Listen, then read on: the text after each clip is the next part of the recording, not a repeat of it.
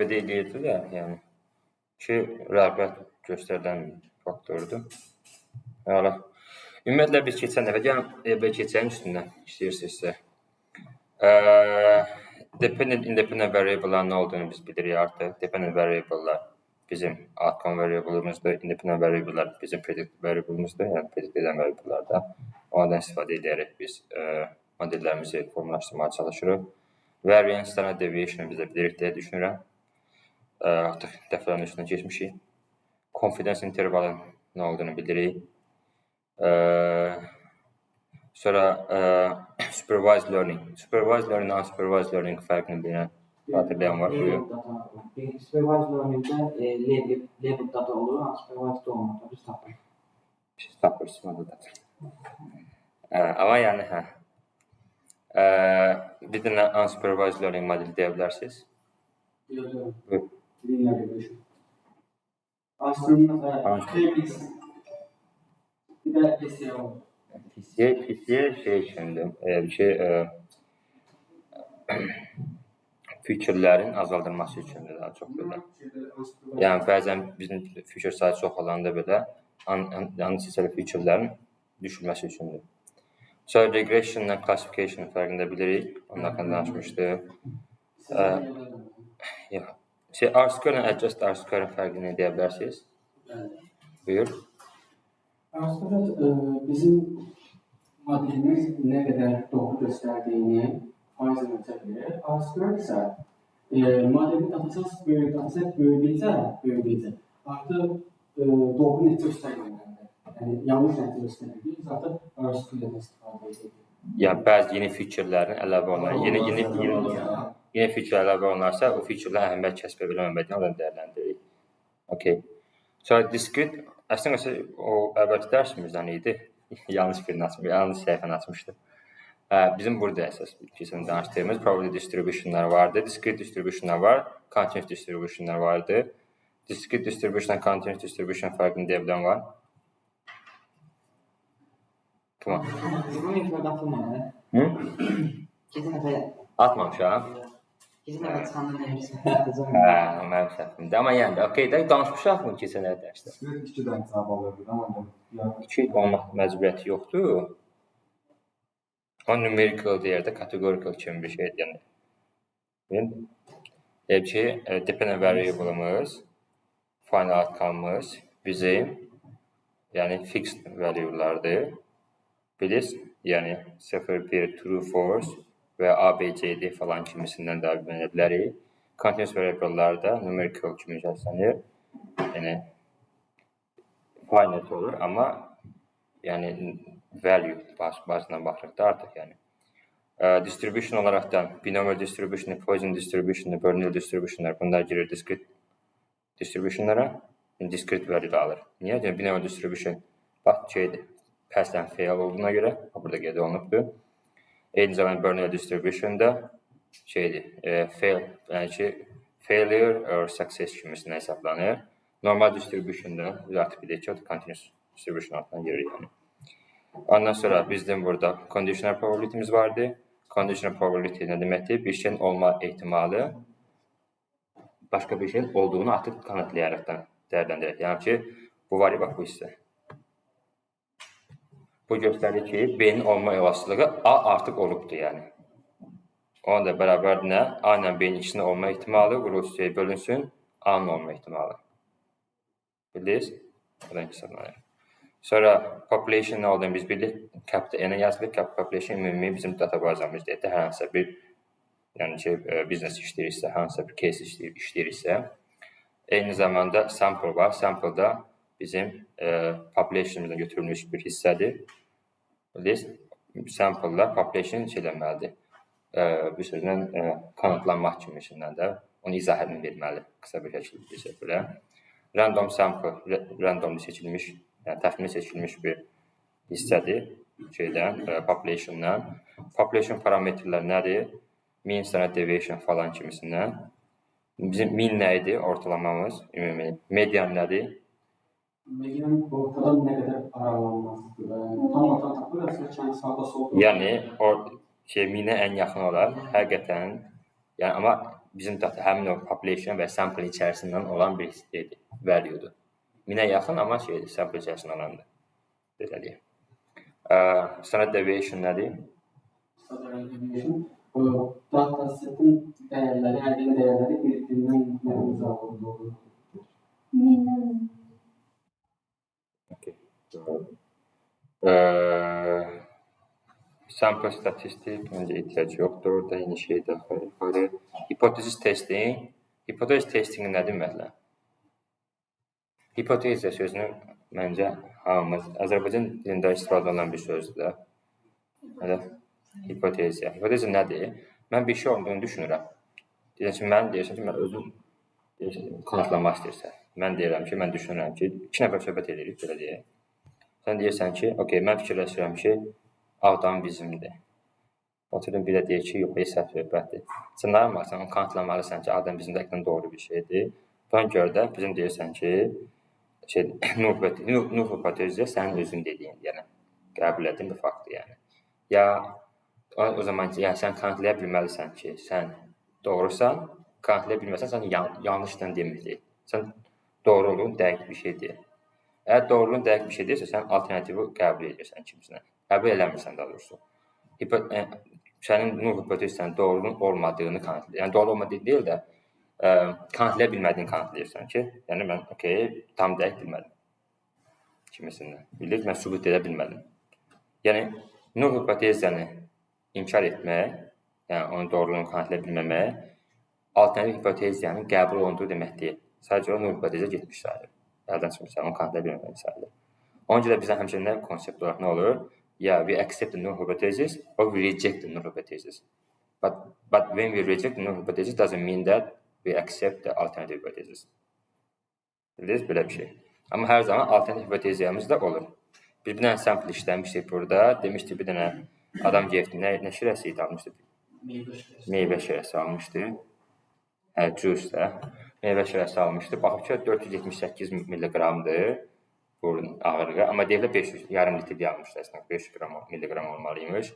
Sonradan gəlib araşdırıb ki, baxıb ki, şirkət deyir ki, bizim ortalamamız 490 milliqramdır. 10 qram da şeyimiz var, standard deviation'ımız var. Ona görə biz eləmişdik, bir dənə hipotezə eləmişdik. Demişdik ki, null hipotezamız budur ki, deyək şirkət doğrudur deyək ki, şirkət doğrudur deyək, 490 olsun milliqram ortalaması. Averajımız budur ki, 490 aşağı olsun. Bilirsiniz, sonra 95% confidence şey qoymuşuq, confidence qoymuşuq belə, 5% şeylə, buffer point-la, significance deyirlər, baxma 5%, level of significance, alfa-la əvəz olunur. Bu, statistikada teorim kimi qəbul eləmişik ki, alfa deyəndə level of significance-dən söhbət gedir. Yəni 5% şansla 95% ehtimalla bu civarda olmalıdır, yəni ortalamamız. Sonra biz baxmışıq bu normal distribution halındadır. Bizim bax, fikir verirsiniz, əgər bu regiona düşərsə, bu 5% düşərsə alfada, o zaman olur, we can reject the null hypothesis. Yəni, şirkət yalan danışır bizə, 490 milliqram deyir ortalamamız.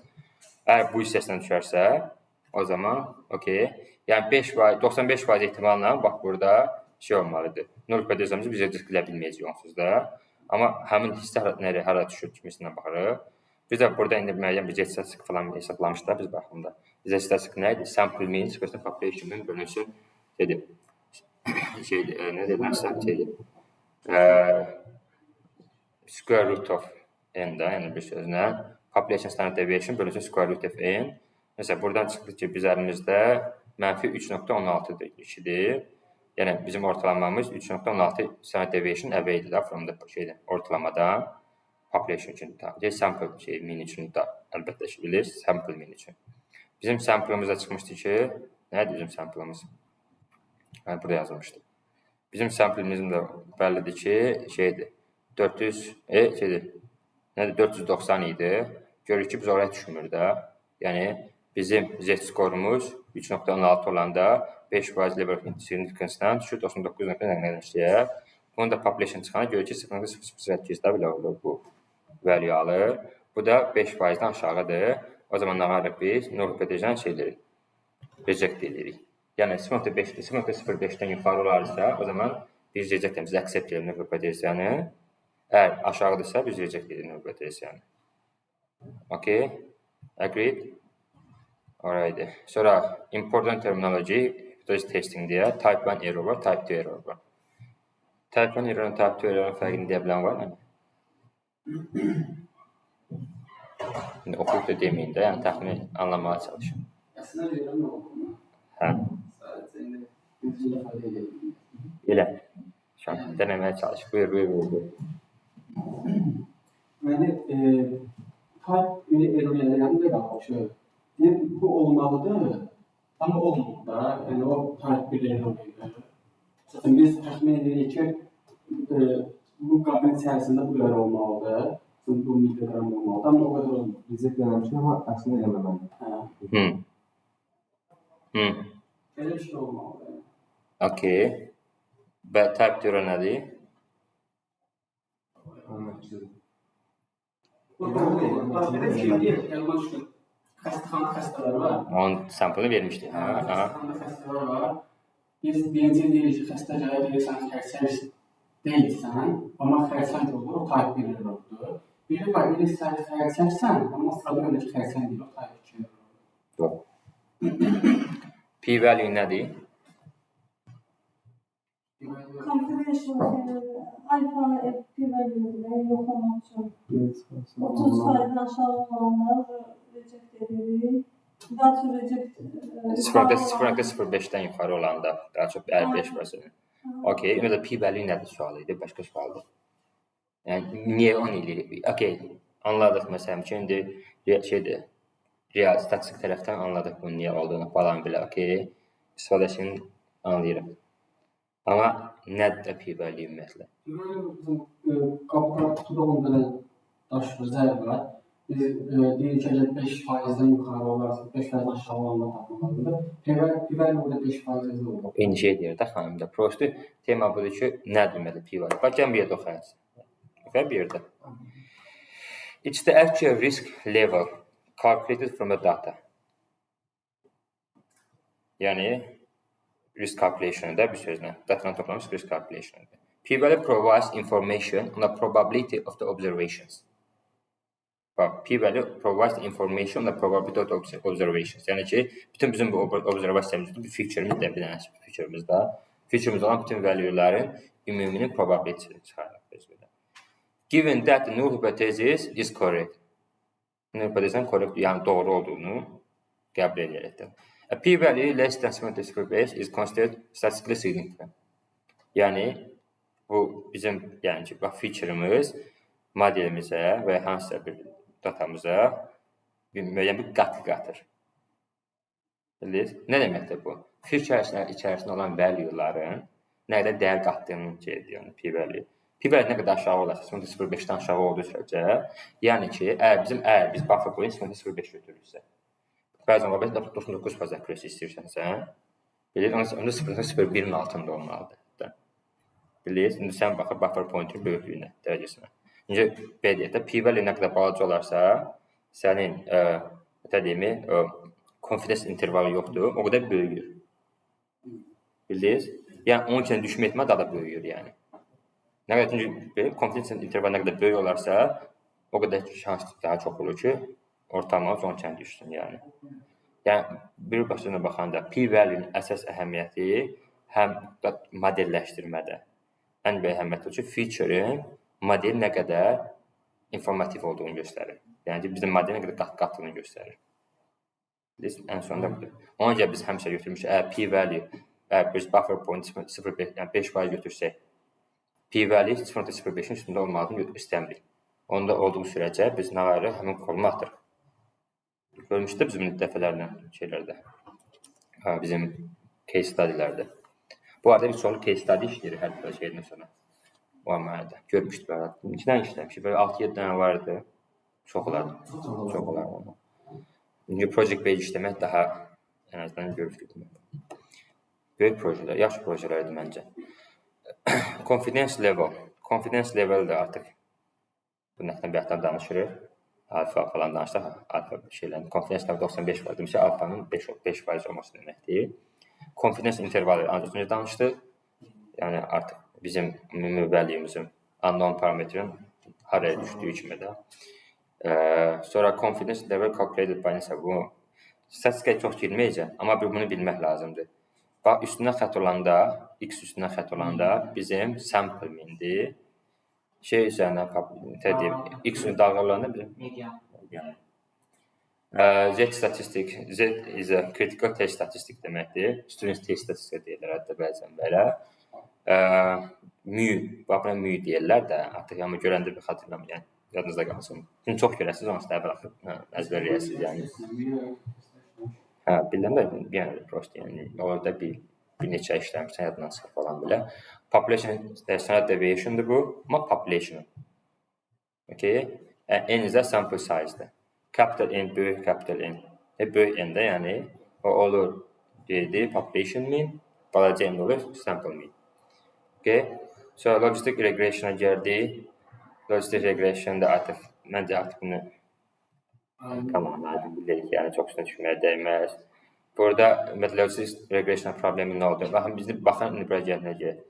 Bura gələk deyək ki, bax logistic regression niyə görə binary classification'da çox istifadə edilir? Fərqini burada anlamaya çalışacağıq bu sample'da. Ümumiyyətlə, niyə logistic regression yaxşı bir əhəmiyyət kəsb eləmirdən, doğru bir anlayış vermir. Çünki şeydir, bax, binary nə deməkdir? 0 və 1-lər, true false, fərq yoxdur, AB, belə deyək də. Yes or no kimisin, nə qəbul eləsək, məsələn ki, bundan içində gəlir spam. Yəni, gələn e-mail spamdır, yoxsa non-spamdır, online transaction fraudulentdir, or non-fraudulentdir. Tumor olur, fərq çəkdir, belə də. Tumor malignantdır, yoxsa non-malignant. Malignant olmaq ki, şeydə, seriousdə, serious deyəndə ki, yaşı xəstəlik elə, pis xəstəlik elə, deyə mən xatırlayıram. Deyədə Azərbaycan dilində? Bəd xəstəlik, malignant bəd xəstəlik, bəd xəstəlik deməkdir. Non-malignant bu xəstəlikdir. Xəstəlik, nəsə ona görə. Deməli, indi gəlib bu case-ə giririk, malignant şey olsun, tumor size-nə görə baxırıq. Görürük ki, tumor size balaca olarsa 0-a gedir, ya ki, böyük olarsa 1-ə gedir. Çünki onun xəstəlik başqası olmağı böyümə bacılanmadır. Yəni ki, eləsə var ki, stabil qalır, tumor var, amma stabil qalır. Böyüməsi yoxdur, sadəcə olaraq, yəni ki, diffuse situasiya. Elə ki, vulkan deyək, bir şey var, aktiv vulkan var, pasiv vulkan var. Aktiv vulkan daha hərəkətli olur. Bunun kimi də qəbul edə bilər. Hətta tumor size böyüməyən, stabil qalan bir şeydir, yəni. O zaman da qut xəstəliyi deyirlər. Əgər böyüyə daha yayılan bir formada olanda artıq qut xəstəliyi deyirlər. Amma fikir versək bizim axım şeyimiz yes or no daxil. Ya şeydir, ya malignantdır, ya non-malignantdır. Biz deyirik ki, əgər bizim şeyimiz bu normalda statistikamızda biraz baxılır ki, əgər probability of somebody being malignant olma ehtimali 0.5-in üstündə olsun. O zaman 1 sayılır, aşağısında 0 sayılır. Elə də yes sonunda kimi tapacağıq, 0 və 1 kimi tapacağıq. Amma bəzən elə case-də var ki, tumor size çox böyüyür. Bizim datamız var, belə düşünün ki, bax ki, burada yenə okey, bir mənə də kəsb elə bilər, ortalamamız falan bəllidir. Amma bəzən ola bilir ki, tumor size-in bir dənəsi, özəlliklə şey case-lərində, bəzi yəni extreme case-lər, extreme datalar olur belə. Extreme datalarımızda bizim görürük ki, bəzi datalarımız çox deyim, extreme datalar şaxələnibdir bizim datalarımız. O zaman regression modelləri işləyə bilməz bu ümumiyyətlə. Binary classification-da işləyə bilməz. Niyə görə işləyə bilməz? Biz bunun ortalamasını götürən görürük ki, bizim nə deyirsə ona cəzah eləyəm mən bana. Probability'miz 0.5-in altına düşür. Amma əslində qalsa bir case olmalı. Çünki fikir versəz, bunun ortalamasını çıxarsanız görəsiniz, bəzi datalarımız, burada istəyək olan datamız 0.5-in altına düşür probability olaraq. Çünki bunu belə indirsək görürük ki, 0.5-in altında, təxminən buradan hesablasaq da, görürük ki, 0.5-in altına düşür, amma əslində qalsa, yəni yanlış classification olacaq o zaman. Yəni modelimiz yaxşı işləməyəcək. Sırf bizim bəzi datalarımız şaxələnib deyə. Bilirsiniz, ona görə ümumiyyətlə işləyir. Logistic regression işləmir, yəni. Binary classification yaxşı formada. Sonra ona görə də bəzi başqa şeylər, funksiyalar istifadə olunur, sigmoid funksiyonlar deyə falan. Bura gəlib çıxacağıq. İnşallah biz yaxında başlayacağıq. Deep learning, machine learning falan işləyəcək. Machine learning, deep learning, CNN modelləri falan, RNN modelləri işləyəcək belə. O zaman sigmoid falan, activation funksiyonlar falan deyirlər. Buna başlayacaq, onu öyrənəcək. Onca üstündə bunu çox düşmürəm. Keçək yəni. Keçən danışmışdıq, boşda tez keçməyə çalışıram. Sonra support vector machine. Support vector machine necə işlədiyi xatırlayan var? Bunu deyə bilərik. Yenə biləcəm, notebook kutularımız var, web kutularımız var. SVM elə bir xətt çəkir ki, arada margin maksimum ölçüdə olsun. Yəni mavi kutularla web kutular bir-birindən ayrı. Amma yəni əgər maksimum məsafə olsun, çünki əgər minimum məsafə olsa, overfitting olur. Yəni marka daha çox öyrənilmiş olur, overfitting olur. Onca margin daha maksimum götürməyə çalışır. Kernel EFR var, Kernel var.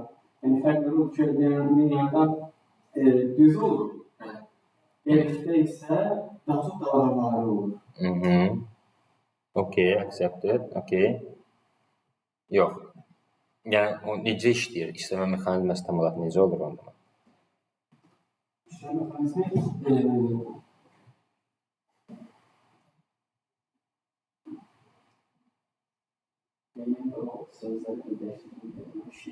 Gəlin məncə bu önəmli bir şeydir, modeldir.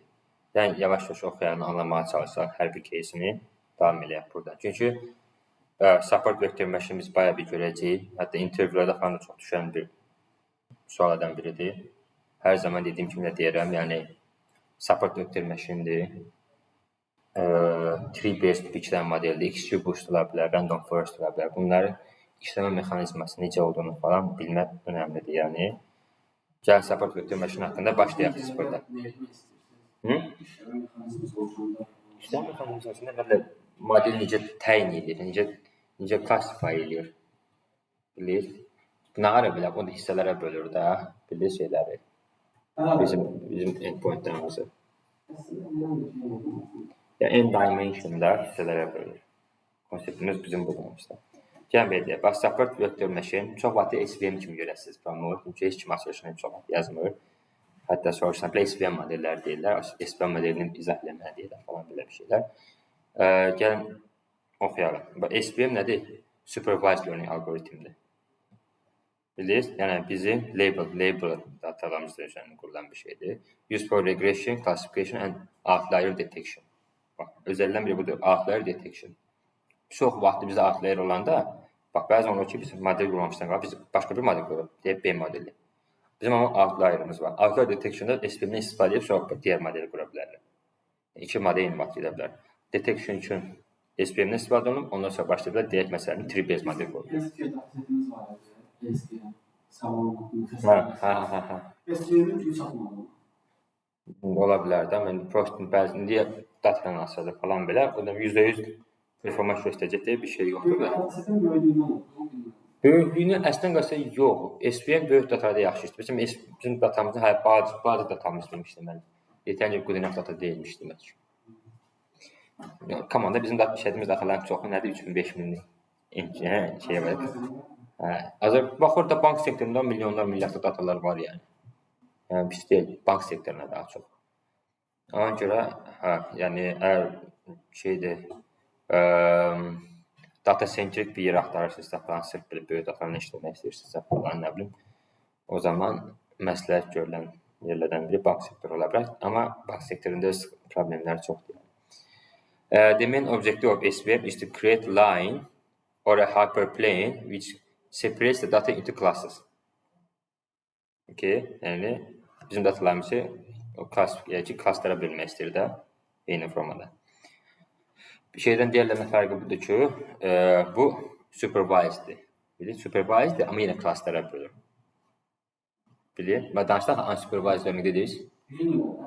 K-means bilir, amma K-means şeydir, unsuperviseddir. Bu superviseddir.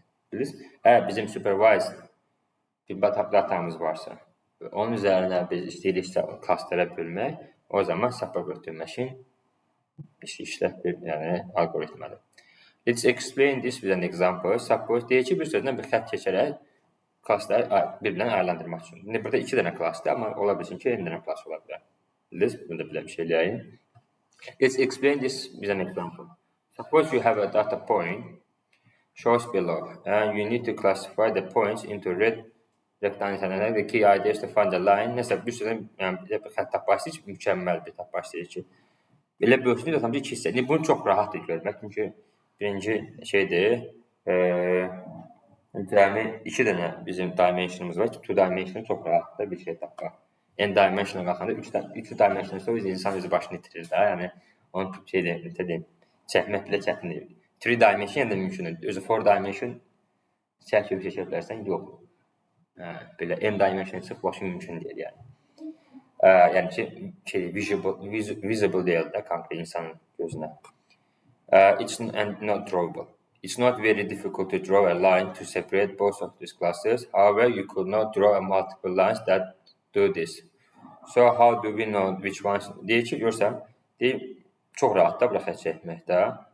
Amma hər hansı bir xətt olmalı deyil də. Elə bir xətt olmaz, yəni belə mükəmməl olmalıdır. Bu mükəmməl necə dəyərləndirirlər? Margin məsələsi. From the line shown above, you can say the margin line is the best one because hansı? Magenta deyil bu. Is the best line because it's relatively further apart from either side of the data point in comparison to the data points, data lines. Nəysə, bir sözlə deyir ki, ən uzaqda göstərin bu fikir versəyiz. Heç birinə sentərdir. Bu xətt necə olmalı? Həm data pointlərlə ikisindən də eyni qədər məsafədə uzaqda olmalıdır. Bilirsiniz, yəni ki, birini daha çox explain edib, digərini rahatlatmaq nə olmur da, bilirsiniz? Elə bir şey olmur, tam ortada bir şey olmalıdır ki, dəyərləndirməmizi eyni qədər equally dəyərləndirə bilsin pointlərimizi. Bilirsiniz? Nəysə, ona görə bizim belə bir şeyimiz də var. Buna deyilən margin. Margin nədir? Ən closest 2 dənə pointun, closest, bax, hər iki kateqoriyada olan closest pointların arasında olan məsafə margin deyirlər. Bilirsiniz? Yəni, bizim bu en xəttimiz aşağı-yuxarı eyni qədər olub məsafədə olmadı. Hər iki dənə ən yaxın şeylərlə, data pointlər deyək də. Ondan sonra həmin bu 2 dənəyə deyirlər support vectors. Həm bizim bu şeydir, support vektorumuzdur, bir də bizim support vektorumuzdur. Bilirsiniz? Amma 2 dənə fərqli klassdan olan. Düzdür, bu n klassda n dənə bizim fərqli support şeyimiz olacaq da. O zaman nə qədər çox olsa bizim n-1 dənə, n-1 dənə bizim şeyimiz olacaq. Support vektorumuz. Bu mükəmməl kəsilən şey var, line var, line olacaq. İndi bir də nə var bizdə? Soft margin var, hard margin var. Soft margin nə idi, hard margin nə idi? Bax, göstərməyəcək, buradan anlamaya çalışın. Amma danışmışdıq, bayağı üstünü geçmişdik. Deməli, sol başında o vaxtın maddə çox da yaxşı öyrənir. Amma ki, testdə zəif olacaq. Amma sağdakı bizə lazımdır daha çox. Çünki maddə çox öyrənir, o vaxt deyil, nə də soft margin neydir? Yəni ki, data pointlər, overfitting nədir? Bizim training modelimiz, train datası üçün çox mükəmməl öyrənibdir. Amma testi zəifdir, niyə görə zəifdir? Çünki ancaq data point, yəni bizim training üçün fokuslanıb da belə. Oversaturation'ımız yoxdur yəni. Saturated deyil. Modelimiz saturated deyil yəni. Amma bir də ki, undersaturated, oversaturated var. O zaman bizim train datamız da yaxşı nəticə göstərmir. Yəni, nə zaman bunu biz bundan bilə bilərdik? Bilməz, bir dənə sual verim. Əgər bizim, biz haradan bilə bilərik hansısa bir model şeydir, overfitdir? İşlərlə əsas R-square arasında əgər çox fərq varsa, overfitting olur. R-square hansında böyük olmalı, hansında balaca olanda? İkisi də böyük olacaq, çünki üstü. Bizim overfit modelimiz. Overfit modelimiz, train datamızda. Train datamızın R-square böyük olarsa, yəni arasında olan fərq, training test arasında olan fərq çox böyük olarsa, o zaman biz ona overfit deyirik. Deməli, doğrudur. Deməli, dediyin kimi eyni şey doğrudur. Hard marginlər, soft margin. Həqiqə hala oldu, danışıb yada qalıbdır.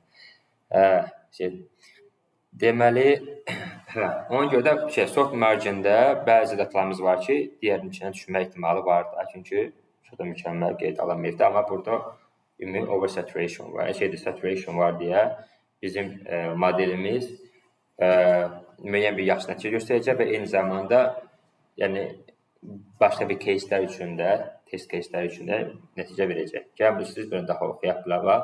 In the hard margin method, the decision boundary makes sure that all the data points are classified correctly. Fikirsən? Hard margin budur. Elə bir cür xətt olmalı ki, bizim yəni bu deyim, klasslarımız yoxdur. Onlar hələ söz klassında olur. Əgər bizim bir dənə belə data pointimiz digər klassda olsa, o hard margin sayılmır. O doğru bir şey deyil yəni. Obviously, düzdür, hər zaman da case amma %99, 95%, %90% şey olacaq, overfit olacaq. Belə bir case olmaz ki, bizim əgər baxsaq görək ki, bizim normalda case nədir? R-square 0.8-in üstündə olarsa, yəni 1-ə yaxın, 0.1 arasında R-square 80% üstündə olanda biz hər zaman hətta 75 götürəndə də baxın, dəyişir case-ə görə falan belə 80% üstündə olarsa biz hər zaman overfitting məsələsinə diqqət eləməliyik. Hətta onu check eləməliyik yəni. Overfitting var yoxsa yoxdur ikimisindən. Sort margin-də budur ki, biraz daha şey var, buffer point var. This means that nəsə belə sort margin-də budur ki, in most real world data is not fully linearly separable. Which is correct. Yəni linearın hamısı separable ola bilməz. Yəni bu bir xətt çəkib də mükəmməl iki dənə klass ayırmaq olmayacaq çox vaxt. Ona görə sort şeydən istifadə. O formada olan marginlərə sort margin deyirlər. Həmin margin caselərdə isə bizim bəzi pointlərimiz olacaq ki, yanlış classification olacaq. Training üçün hətta belə. Test üçün olacaq bu normal case demək olmaz. Training üçün də mükəmməl training olmamalıdır. Yəni o da 100%-dir. Yəni bu nə deməkdir? Hard margin. Training datamız 100% şeydir yəni. Fully trained. Bilir, mükəmməl. O da real case'lər heç vaxt olmur demək olar ki. Sonra bəzi modellər, bəzi şeylər də var ki, data pointlər olur ki. Onlar ümumiyyətlə linear non-separable. Non-linear. İndi SVM-in iki formatı var. Linear SVM var. Elə linear SVM bu formatda olanlar. Bir də non-linear SVM var. O data nasıl bir şeydir? Elə data var ki, onu ümumiyyətlə hər hansı bir drog çəkmək olmur yəni. Fikir verirsiniz mi? One dimensionda. Yəni buna bir dənə separable line-la siz onu separate edə bilərsiniz, yox mümkün deyil. Və yaxud bunu. Bildiniz, mümkün deyil də. Amma şeydir, deməli non-linear SVM-in bir triki var ki, hansı ki bu problemi aradan götürə bilər yəni. Nə qədər non-linear SVM-ə müəyyən bir kernel triklər deyirlər buna. Kernel trikinə bir funksiya edilir ki, yazır. Format verir də elə bir datamıza. Yəni ki, one dimension şeyə çevirir də, konkret two dimension'a çevirir. Two dimension, three dimension'a çevirir. Bir dimension artırır yəni. Nə deyir buna? Nə deyir? Difficult to separate line. Non-linear classları linear class çevirir də bir sözlə. Non-linear çevirir. Artıq burada müəyyən bir funksiyalar istifadə oluna bilər. Bəzi funksiyalar bilinən funksiyalardır, bəziləri artıq özünü qura bilərsən. Məsələn, bu one dimensionda biz nə? Kernel trick demişik, buna şey eləmişik. Bax, normal x-i, bizim x datan pointlərimiz yox idi. Y bərabərdir x square demişik. X square çevirmişik, bu olmadı. Bildiniz? Onları bəzən məsələn ki, əvvəl nədir? Bizim iki dənə şeyimiz var. Normal x is the point. We can convert to deyək ki, şeydir. Function x bərabər x square deyə biliriz bunu. Bilirsiniz, x pointdən x square əvəzlədin sadəcə olaraq. Funksiya kimi yazsan, bütün pointləri onca dəyərləndirirsən. O zaman bizdə bu format olur. Bu format olanda biz nə ara bilirik? Bax, polynomial kernel. Bax, polynomial kernelin degree of 2 demişik. Bax, bu funksiyadan istifadə olunubdur. 2D. Bu 2D'dir, 2D'dir. Amma degree of 2 demişik axı. Bildi? O zaman nə oldu? Bir degree artırdıq. O zaman bizim pointumuz şey oldu. Linear separable oldu. Bilirsiniz? Eyni zamanda bu birisində. Bu birisində polynomial kernel demişik. Yəni, degree of 2 demişik. X bərabərdir x2 square, x1 square plus x2 square.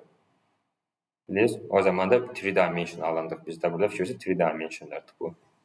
3 dimension'ı değerlendirdi. Bu x1'dır, bu x2'dur, bu da y. Bu ise y'dir. Bilirsiniz? Sonra kernel funksiyalar var. Polinomial, bak en çok istifadə olunan polinomial kernel'dır. Yani burada istifadə edədiyimiz. Eyni formada bizim radial base funksiyamız da var. Polinomial kernel formatda olur.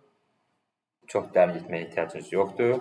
Radial base funksiyalardakı hyperparametrlər falan olur. Burada heç çox getməyəm. Özdə bu çox görməyəsiniz. Ona görə başınızı yormaq istəmirəm. Yəni gamma məsələlərini danışmışdık. Yenə danışalım. Bir yadınıza qalıb yəni. Deyə bilərsən? Gamma nə olur? Gamma nədir ümumiyyətlə? Gamma deməli bizim kırmızı gölün bir-birinin uzaq məsafədə olan göllər də var. Onların hamısının böyüklüyündə overfitting olur, gamma böyük olur, overfitting olur. Amma daha çox bir-birinə yaxın qruplar da gəldiysə, gamma kiçik olur, artıq bizə lazım olan budur. Ümumiyyətlə, radial base funksiyası kernel'da gamma deyə bir parametrimiz olur. Parametri optimallaşdırmaq lazımdır ki, bizim decision boundary'miz mükəmməlləşsin. Amma optimizasiya demək deyil ki, bunu balaca və böyütmək. Bizə nə böyüklərdir, nə balaca. Böyük olan nə olur? Overfitting'ə çağırır, çox spesifikləşir. Balaca olan da ki, underfitting bir düz xəttə oxşuyur və burada göstərir burada. Ne demiş? Bax, gamma. Demiş ki, 2,08 ilə bizim accuracy'miz 63,7%'dir. Amma fikir verirsiniz, az linear oxşuyur da, linear decision boundary oxşuyur yəni. Gammanı böyütdükcə accuracy artır və daha da eləyəcək. Bu çox generalda. Bildiniz? Mükəmməl kəsib böyütdü, bütün şeylə götürüb. Amma yəni ki, bayağı bütün pointlərimiz geri qalıb yerdə. Bildiniz? Sırf bir tərəf üçün, bir klass üçün yəni ki, dəyərləndirməz doğru, digər klassı artıq baxmır. Yəni, amma tapdığı klassında data pointlər orada ola bilir yəni. Bir sözlə, modelimiz over generalized, underfitting. Bilirsiniz? Yəni, bizim modelimiz underfit olmadan overfit olmalı da, ortama bir yer keçməli ki, bizim sabahkı test datamızda yaxşı nəticə göstərsin deyə. Gammamızı artıq yavaş böyüdürük, yəni gammamız böyüdükcə fikir verir ki, bizim accuracy'miz də artır və bizim modelimiz daha işləvəzətə gəlir. Amma bir pointdən sonra gamma görürüz, gamma böyüdü yəni. Buraya sıfırlardan, neçələrdən getdi, 11'lərə getdi falan belə. Fikir verirsə artıq bu içəriyi götürür, çox spesifik bir şeydir. Yəni aşırı nə qədər böyüdür, çox spesifikləşir. Yəni model datanı o qədər yaxşı öyrənir ki, deyim ki, overfitting'ə gətirib çıxarır da. Amma hətta o vəziyyət olur ki, bu linear deyil axı. Yəni SVM linear olmasına ehtiyac yox, non-linear da ola bilir yəni. Non-linear da götürüb fikir verirsiniz, ancaq bir hissəni götürüb yeni bir klass halına gəlir. Bu pointlərdə digər klassın içinə düşmüş kimi sayılır. Bəzən hətta missing olur, bəzən heç eləyə bilmir. Bəzi fikirlər yəni ki, predict belə eləmir, yəni atır qırağa. Şöyle doğru bir şey deyil. Yəni həmin training datamızda ondan istifadə eləmir. Bəzi bir çox pointlərimiz olur ki, onlar hətta qıraqda qalır, heç bir dəyər qatmır yəni modelimizə. O qədər düşün. Neyse, belə. Ona görə biz ümumiyyətlə hyperparameter tuning deyirdik, biz optimallaşdırmaq üçün hyperparameter tuning deyirdik. Hər bir modelin tuningi olur yəni. Tuning eləyəndə biz artıq da gamma müəyyən bir variable verir, bir range verir. O range içərisində istəyirik ki, biz bütün modellər hər bir data point'i baxsın və orada ən optimal data point götürsün bizə verir. Bilirsiniz, onu yeni işləyəcək, görəcək inşallah qağıtda. Okay, decision trees. Decision trees nədir? Burada qalmışdıq biz. Keçizində, yoxsa harada qalmışdıq? Buranı danışmışdıq, o birisində qalmışdıq, ondan sonrasında qalmışdıq. Gəl bir danışaq. Decision tree nədir ümumiyyətlə? Misal üçün, datasetdə iki fərqli qruplara ayrılır, hər ayrılan qrupda başqa qruplara ayrılır.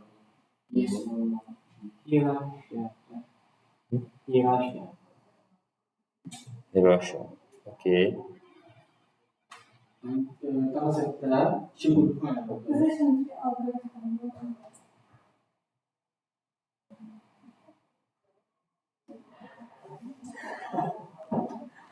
Siz dinləyirəm. Danışmadınız. Yox, siz dinləyin. Yani diyelim ki decision tree algoritmi oldu. Yani. Algoritmadır, okey. Bu kadar algoritmalar var. Evet, bir stack'te decision tree'de o büyüyor. Data structure, böyle değil. Okey. Yəni data pointlərin hierarchical formatda, yəni hierarchical nə deməkdir ümumiyyətlə? Bölünmə üsulu ilə, məntiqi bölünmə üsulu ilə şaxələnməsi deməkdir. Budaqlanması. Nə olur belə? Bir split keçirik belə. Splitlərə bölürük, datalar pointlərə bölürük. Bilirsiniz, o pointlər üzərində artıq dəyərləndirməmizi edirik. Burada onu da mən çox danışmaq istəmirəm, çox düşməmişəm üstünə. Yəni ümumiyyətlə bölünmələrdə nələrdən istifadə edilir? Bax, splitting vaxtı biz information gain deyirik. Yəni splittingi necə dəyərləndiririk? Biz məsələn üçün bax belə deyək. Bu point gəldik ha, bir dənə splitting elədik. Burada yes ya no olmasının dəyərləndirilməsi. Bizim ümumiyyətlə informasiya nə qədər entropi var da information gain var. Bu ikisini dəyərləndirərək biz bu iki şaxəyə bölürük. Bilirsiniz, yəni yerdən informasiya bunu verirmi? Bu informasiya bunu dəyərləndirirmi? Bilirsiniz? Yəni bir-birinin arasında olan fərqi, yəni hansı data pointlərin daha çox mənə kəsb edir, daha çox informasiya qazandığı, yəni ki, dəyər qazandığını dəyərləndirərəkdən yola çıxırıq, yəni belə. Information gain-ə falan baxmaq ehtiyac yoxdur. Onu da biz anlayırıq təxmini ki, entropy nədir? Entropy is a measure of randomness or impurity containing in a dataset. Yəni nə deməkdir? Biz yəni bu hissəyə böləndə, iki hissəyə böləndə. Burada datalarda randomdur. Burada randomdur. Amma impurity var buna içində. Bir də impurity nə deməkdir? Impurity. Yəni bir-birinin arasında olan connection. Həmin pointlərin arasında olan connection. Sonra information gain də sözündən informasiyanı bir də gain də bilirik. Yəni nə qədər çox informasiya atıb düşür. Yəni bu bizim burada olan hissəmiz bir-birini eyni formada anladır. Yəni korrelasiya, müəyyən bir korrelasiya var içərisində, öz içəriyində. Bunu da dəyərləndirək. Sonra root node nə olduğunu bilirik. Bizim root nodumuz budur. Start var. Yəni ki, ağacın özəyi deyə bilərik də, bilirsiniz. Ondan sonra branch and subtrees nədir? Branch bunlardır. Bax, budur sub-branch, budur branch. Yox, bu branch deyil, budur branch. Bilirsiniz? Kimi də, bunlar lift nodlardır axı. Ən sonda olanlar, bilin. Bizim decisionlardır. Bax, bunlar decisionlardır. Sonlar decisionlardır. Decisionlara kimi olanlara biz deyirik. Branchlar deyirik. Eyni şeydir. Yəni, ağacın elə ki, yarpağından qabaq olmuş yoxdur. Ona branch deyirlər axı. Gövdə deyək. Gövdə deməyik də, yəni qol ayrılır, ona branch deyirlər də. Eyni kimi düşünün də. Sonra splitting deyilir. Divided into two or more subnodes based on if else statement. Splitting buna deyirlər də. Yəni ki, bölüşmüşü baxın, burada two split var da, 2 dənə split var. Ola bilsin amma çox ola bilər də, n-dən ola bilər. Bilirsiniz? Bir dənə ola bilər hətta. Yəni bunun spliti bir dənədir. Yox da bunun split, yox, bunun split 2 dənədir. Nəysə də maksimum, yox, minimum 2 dənə olur. Başlayın, mənimsə. Sonra decision node var. The node that splits into further subnodes. If sample term, every node, decision node, okay. Subnode-dakı şeydir. Split into further subnodes. Yəni, bax buna deyirlər, subnode, sonra bu bölüşdürülür, sonra buna davam edə bilir də bilən. Subnodlar deyirlər. Decision, leaf and terminalı bəllidir onsuz da, sonucda. Depth of the tree həmişə bir şeydir, max depth biz nəzərə alır. Bunun depth-in mənə deyən plan var, neçə dənə depth var? Yəni, bunun depth, nə qədər depth? 5, 2, Bunun depth-əni demişik axı biz. 4 niyə? Yox. Tree depth nədir? Max depth demək. Tree depth, max depth götürülür. Niyə 4 olur orada? Yox. 3 dənə deyil. 3 dənə. Baxmayaq da, post necədir 3 dənə? 60-dan 70 olar. O da. Yəni bu bax bu 1, Terminal moda gedir. bu 2, bu da 3 də. Hə. Məsələn bax burada 1, 2-dir. Amma bizim bu məqsimiz deyil də. Məqsimiz 3-dür. Mən anlamadım.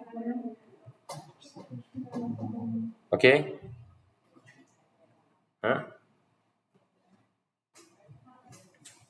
Okay. Construction of decision trees. İndi gəldik. Maraqlı bir hissəyə. Bir dənə baxın görün nələr var ümumiyyətlə burada. Bunun hamısı işləyəcək. Ha, bax tree pruning falan var belə. Bunun haqqında işləyəcək. Bagging random forest haqqında işləyəcək deməli. K-nearest neighbors. Özüm də yadımdan çıxıb bunlar. O vaxtdan hesablamışdım, yəni yığmışdım. Okay. Hə? Yox, yadımdan çıxmayıb. Prosto nələr qoydum yadımdan çıxdı.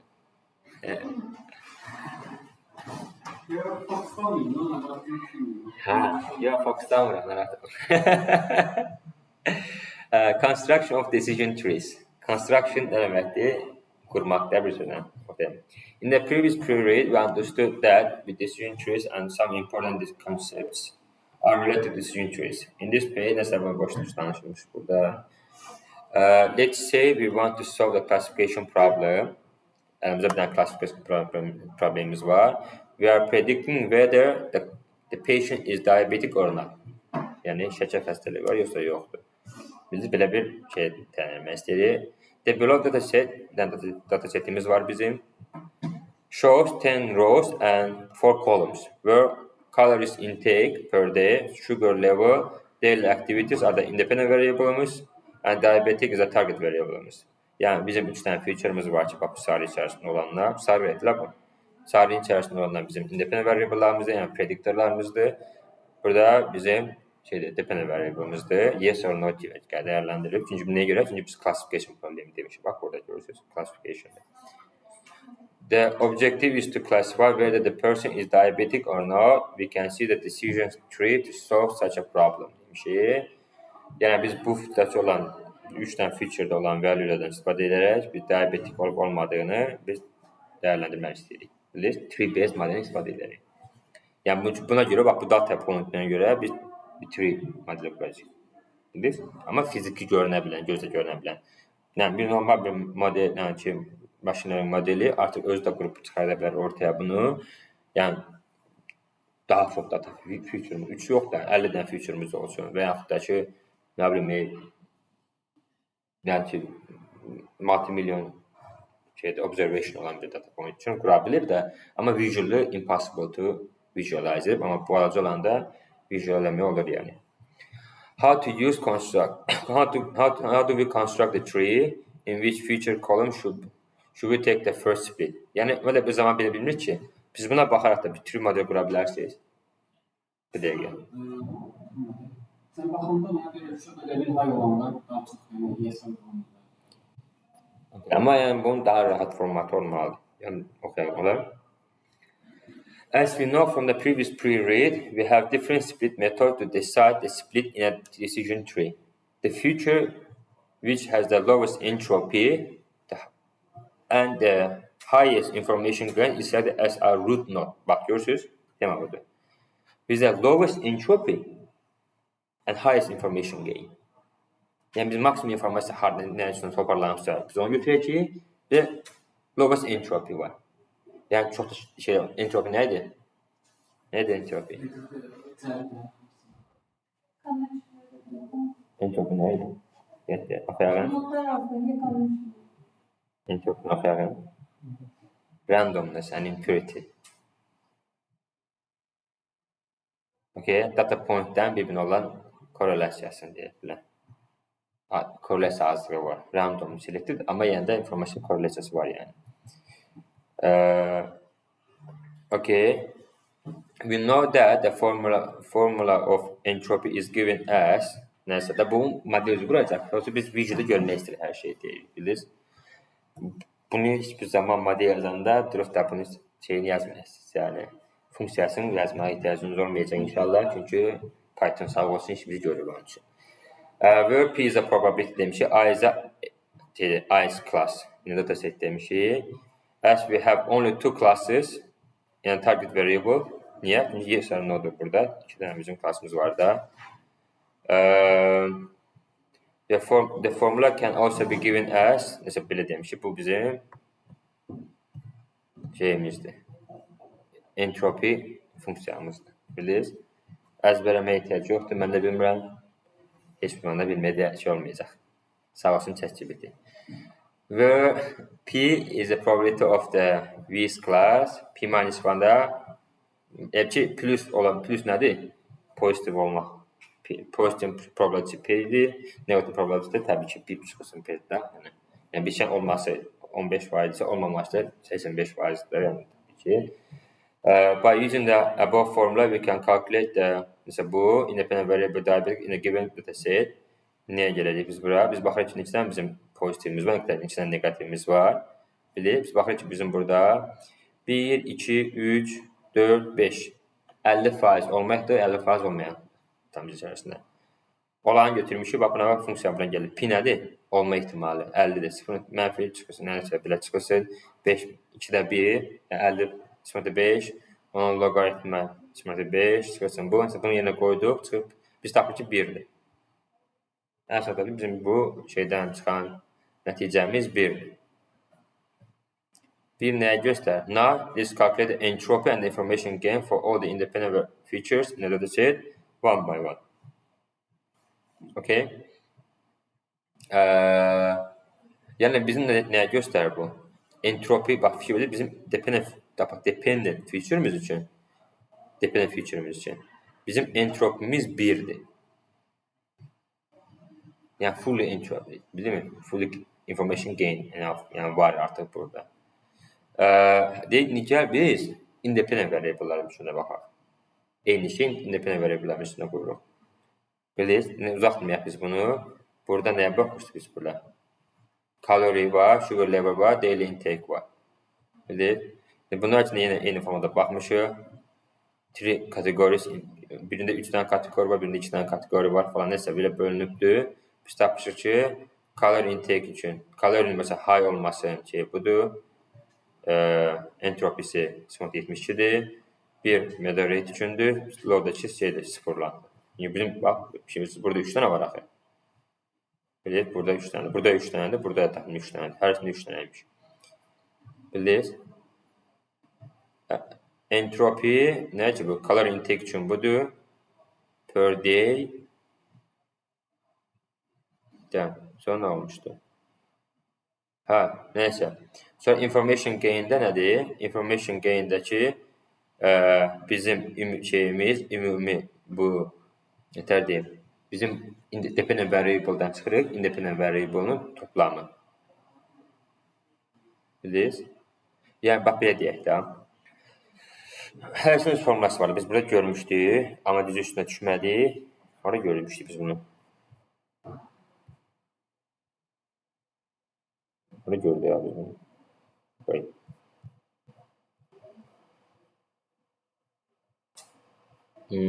Deyir burada. Entropy calculation budur. Information calculation da bilirsiniz, digəridir. Nədir bu? Bax, fikir verirsiniz, bax, bu nə deməkdir? İkinci hissə olan. Bax, bu nə deməkdir? İlk başa danışmışdıq biz. Yox. Probability of y happening consider the x happened already. Bax, bir qaydacam dala, oranı göstərmək istəyəm sizə təzdən.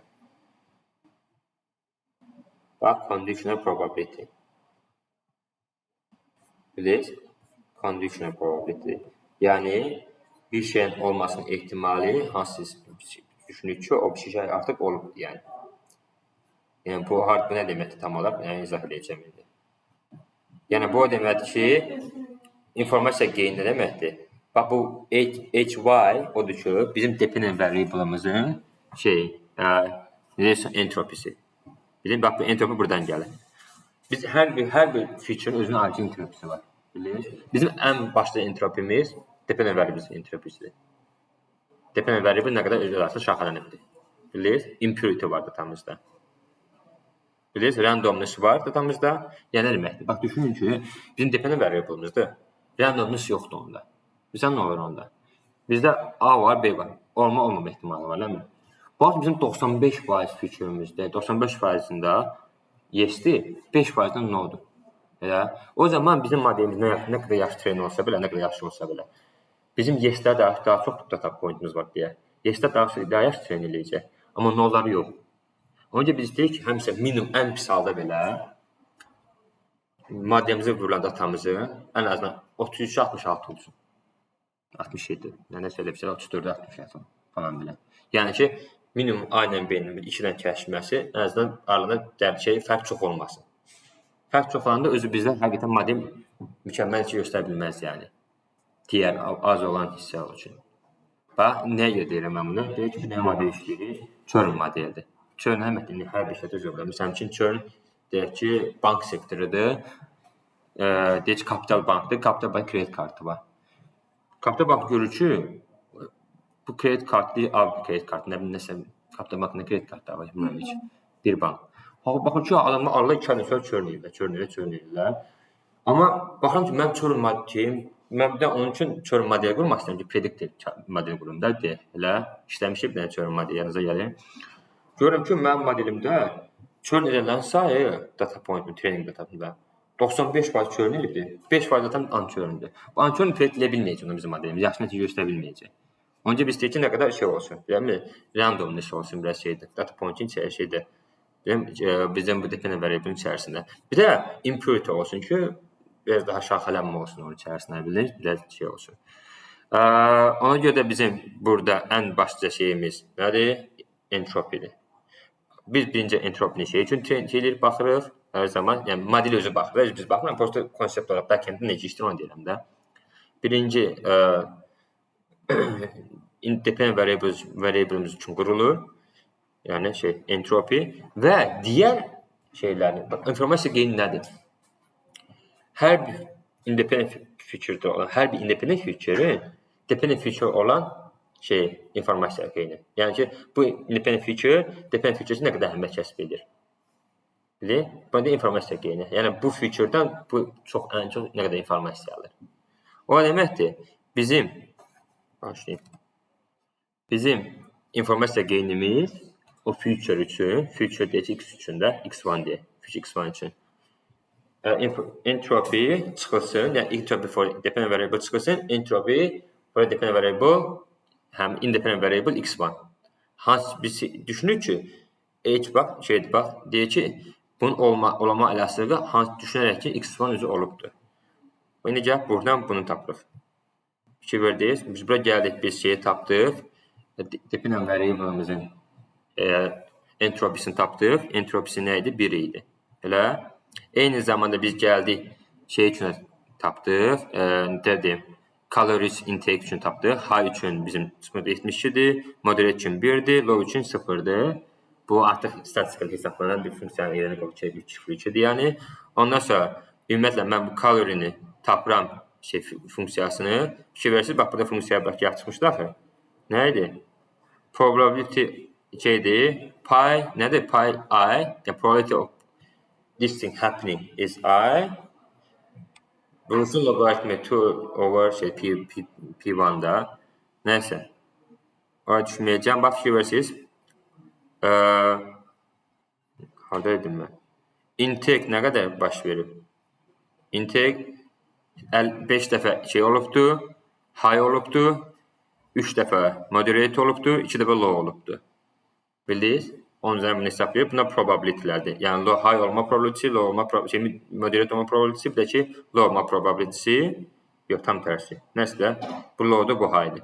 Yok moderate'dir başlayın. Neyse hesaplama qaydası budur. Yani her bir üçün entropini hesaplayırıq, her bir case üçün. Ve ondan sonra da ondan probability'si olarak şey için coefficient kimi vururuq bir-birlərinə. Ondan coefficient'i ondan probability'sidir. Bildiniz? Həmin feature üçün olan entry'lərin, yəni fərqli entry'lərin probability'sidir. O zaman biz nəyə tapırıq bizdə? Biz calorie intake'in entropisini tapırıq. Sonra həmin calorie intake'in information gain tapmaq üçün də bizim dependent variable'ımızın entropisindən şeyin entropisini çıxırıq. Color həmin feature entropisini çıxırıq. O zaman bizi tapırıq ki, bu şeyin information gain'i, yəni information gain from şeyə colors intake 44% aslında qalacaq. Həmin modeldə. Bilir? Eyni zamanda information gain for sugar level'da baxırıq 68%'dir, information gain activity for 40%'dir. Biz nə tapdıq burada? Görürük ki, sugar level məsələsi ən çox əhəmiyyət kəsb edir. Ondan sonra gəlir calories intake əhəmiyyət kəsb edir, sonra gəlir daily activity 40%. Yəni bir adamın şəkər olmasının ən başlı səbəbi sugar intake-idir. Ondan sonra gəlir calories intake-dir. Ondan sonra gəlir daily activity-ymiş. Bilirsiniz? Həmin data point-dən. Ona görə biz nəyə bölürük? Ən böyük bizim feature-ımız hansıdır onda? Sugar intake, sugar level. Bizim birinci başda şeyimiz sugar level bölməkdir. Ona sugar level'də hansı hissələr bölünür? 3 hissəyə bölünür. High, mid, moderate and low. Okay, anlaşdıq biz burada.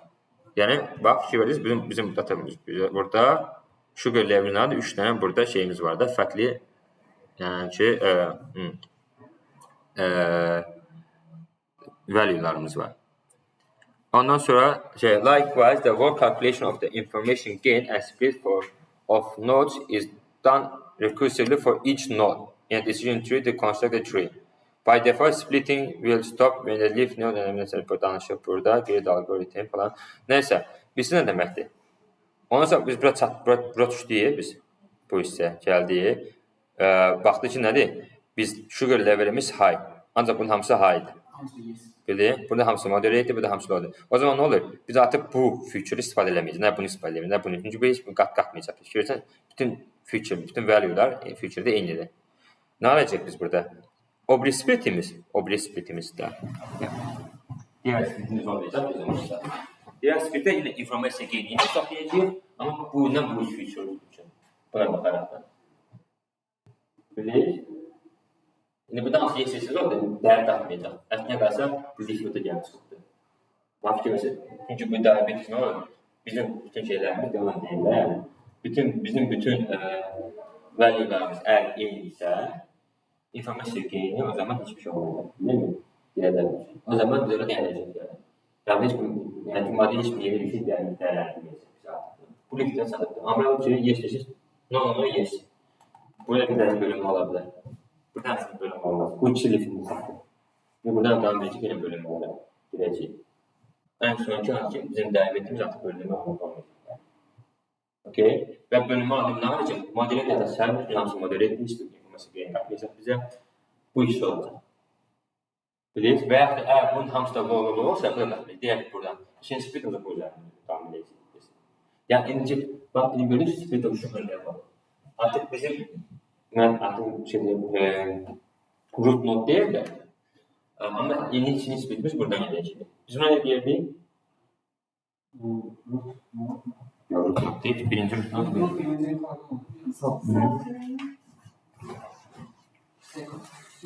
Nədir? Yox.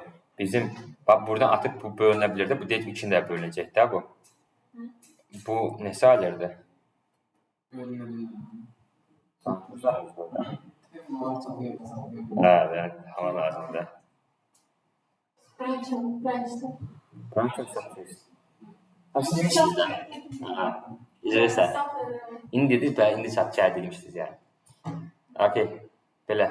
Grid algoritm nədir? Grid algoritm şeydir. Bütün pointlər keçəcək də, biz hamısını edirik avtomatik olaraq bilirsiniz. Yəni, bütün pointlərə baxır yəni. Bilir. Amma grid algoritmi yaxşı işlət bir algoritm deyil çox hələ. Niyə görə? Çünki computation'da çox expensivedir. Çox vaxt alır. Bilir. Ona görə də çox bilmirlər. Grid algoritm biz baxmışdıq data modelin üçün, optimizasiya üçün iki tip vardı. Random vardı. Random search grid vardı. Bir də ki grid search var. Grid search nə var? Hamısını bölüşdürürdü falan belə. Hamısını bir qruplara bölüm müqayisə edir. Amma randomlu 4-5 dənə seçir, onu dəyərləndirir və mükəmməl tapıb qarışdırıb eləyir. Ona görə grid search çox expensive məsəl üçün. Grid algoritmdə qeyd sökün bir şeydə əsr edir. Amma modelin spesifik til modelləri üçün qurulan bir şeydir. Okey, məncə bir ara verək. Mən də biraz 5 dəqiqə dincəlim. Siz də bir su için. Devam edin. Ola?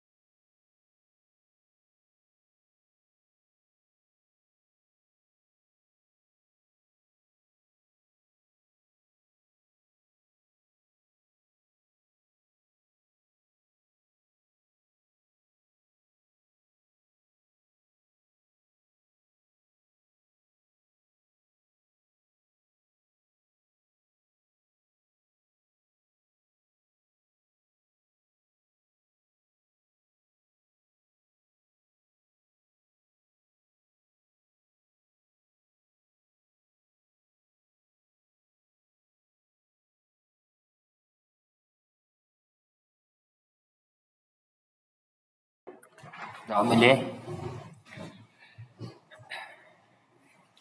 Deməli, tree pruning deyə bir şey var.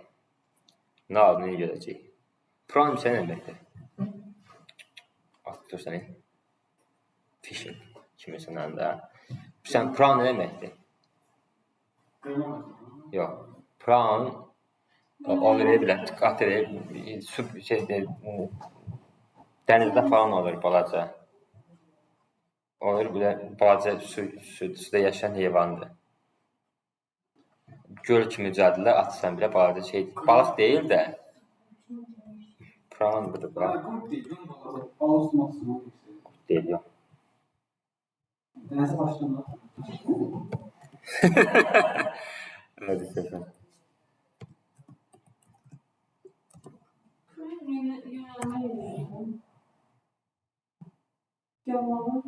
Yox, o deyil ki.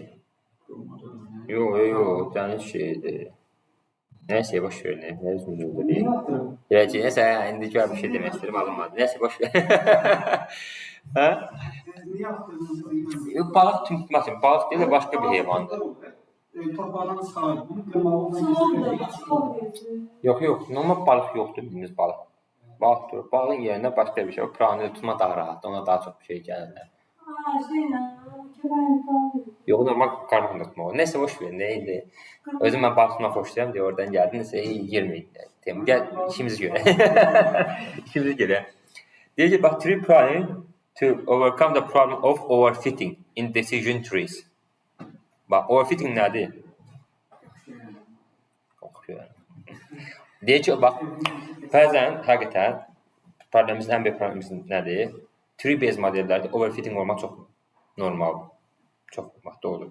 Digər modellər baxanda, tree-based modellər daha çox overfittingə meyilli modellərdir. Bilirsiniz, regressiondan, o şeylərdən çox, belə, linear modellərdən falan daha çox, buna çox şeydir. Amma tree modellər çoxunda inbuilt, içərisində olan modelin içərisində şeydir, overfittingi qarşılamaq kimi bir funksiyası var. Onun üçün onda pruning texniki ilə aradan götürülür. But we know that decision trees make splits to get maximum gain. Doğrudur. Nə qədər çox split olsa, o qədər çox gain alır da. Bilir, as the tree grows large, böyüdükcə, the tendency of overfit on a trained data increases because in a large tree, splits are made even to get small gains. Bax, nə deməkdir? Gəlin bura bir dənə girəyim. Burada izahlayacağım. Hanı şəklimiz bizim gözəl. Hə, belə gələk. Bax, nə qədər çox splitimiz olarsa, o qədər çox balacalaşır, o qədər çox daha defined bir şey var. Əməyə gəlir də. Deyək ki, burada informasiya, deyək ki, 15 dənə bizim entry'miz var. Entry'miz var. Entry'dən ki, 15 dənə bizim value'miz var da burada. İnformasiyamız var. 15 dənə toplumumuz var. Hər şey informasiya. İkinci, o bir şey bölmə başlayanda, deyək ki, bu list not olmur da, davam edir. Nə qədər çox davam edirsə, o çox spesifikləşir. Bilirsiniz? O zaman bizim modelimiz çox spesifik bir şeydən olacaq. O da o fikrinə deyək sayılır.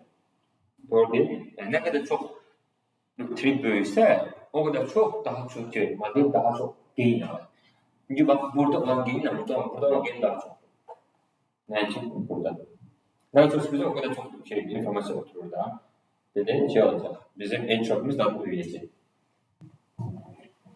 Entropi, yəni, həmin feature olan entropi böyüyəcək. Böyüdüyün görə də bizim şeyimiz output üçün olan entropimizə stabil qalır axı. Bizim output yoxdur, dependent variable'ımız. Bir dənə feature'dır da. O bəllidir onsuz da. Onun entropisi dəyişmir. Amma hər bir feature üçün dəyişə bilir. Feature'ın birinci bölünməsinə dəyəri 1 olur, sonra o feature bölünə bilir deyə başlayıb bir də silənmə. Bir feature decision tree-də bölünə gedə bilir. Hər bölünməyə görə də özünün entropisi olur. Və entropi getdikcə böyüyür. Entropi başlayır. Entropi getdikcə küçülür, ona görə də information gain böyüyür. Stabil 1 çıxırsın, entropidən qədər balaca olarsa, gain qədər çoxalır da. Entropiya qarşılır. Entropi azalır, ona görə də gain çoxalır. Bilirsiniz, daha çox informasiya, daha spesifik informasiya alırıq. Nə qədər çox spesifik olsa, daha çox spesifik informasiya alırıq da biz. Bildiniz? Yəni, şimdi ağac çox böyüyərsə nə olur? Şaxələməsi böyüyür da, belə baxanda. Bildin? Şaxələmə çox böyüyən nə olur? Ucuna qoyulan şeylər, data point şeylərdə bu yarpaqlar daha çox sağalır. Bizim ümumi informasiyamız böyümüş olur. Amma problem budur ki, ağac şey çatdıra bilmir. Yetərincə maddə çatdıra bilmir da liflərə. Bildiniz? Ona görə də yaxşı olsa belə ənəndə şeylər bilmir. Yeni liflərə imkan vermir də böyüməsinə balacalara. Balacaları heç kim götürün, train data kimi götürün. Yəni ağac nə böyük olsa train üçün şey azalır. Yəni yenilərə artıq şey qalmır, qida qalmır yəni. Bunu belə düşün. Bildiniz? Amma yeniləri aşağılara dəyər verə bilmirsiniz. Bunu deyil. Nəsə prost ümumi evaluation kimi dedim belə. Amma indi tree planning haqqında danışmaq istəyirəm. Onun nə olduğunu indi anlayacağıq. Bir sürü tree planning bizim overfitting, bizim adının overfittingin adını götürmək üçün olan bir texnikadır. Texnik, değil mi? Bir şeydir, bir üsuldur. One of the techniques used to handle the overfitting problem of decision trees is tree pruning. Okay? Tək o deyil, başqa texnikalar amma ən çox istifadə olunan budur. Tree pruning nə var?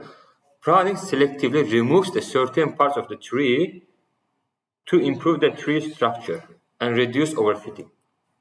Yəni picking edir. Nə var? Ağacın yaxşı böyüməsi nə varlar ilk başda? Buduyurlar. Bəziləri şeylə buduyurlar. Eyni texnikadır. Pruning budamaq kimi bir şeydir yəni. Bilirsiniz? Yəni lazımsız olur ya, bəzən qol yardan sonra çürüyüb falan kəsirlər, eləyirlər falan. Qırağa şaxlarından mənə qollar kəsirlər ki, yuxarıya doğru getsin, daha stabil olsun, daha yumuşam dursun falan. Və yuxarıdan meyvələr daha çox yaxalar. Yuxarıya doğru getsə, daha çox meyvələr, həmin meyvələr olacaq da. Bu boşuna qidanı yeməsinlər, dekorativ şeylər. Onun kimi bir şeydir. It reduces the size of the decision tree, a step that might lightly increase your training error, but may also drastically increase your testing error, making it more adaptable to new and unseen data. Anlatı temada budur da, overfitting nə var?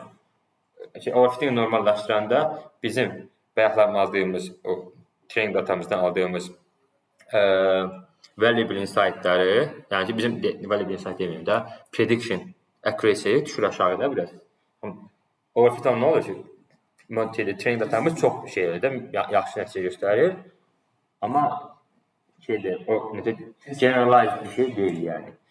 Ancaq biz overfittingi normallaşdırmaya çalışanda bizim təbii ki training datamızda olan accuracy'miz düşür aşağı. Accuracy, F-score hamısı bunun, o F-score görəcək inşallah. Bunun hamısı düşür aşağı. Precision falan temaları var indi. Consider the decision tree below. Each initially has a depth equal to 3.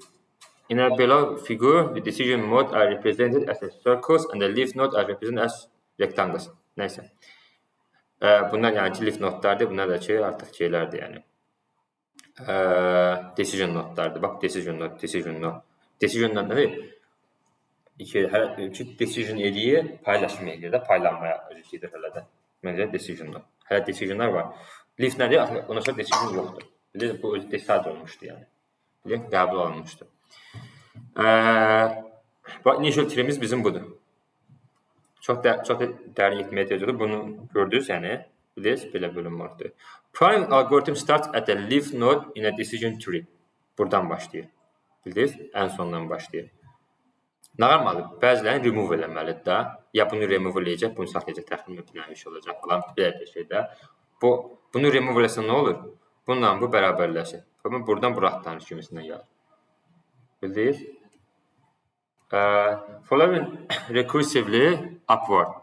It determines the significance of each subtree. In an above tree, assume that the subtree at the decision node 5 is insignificant. Then subtree can be replaced by a leaf node. Bildiniz? From leaf node çevirə bilər.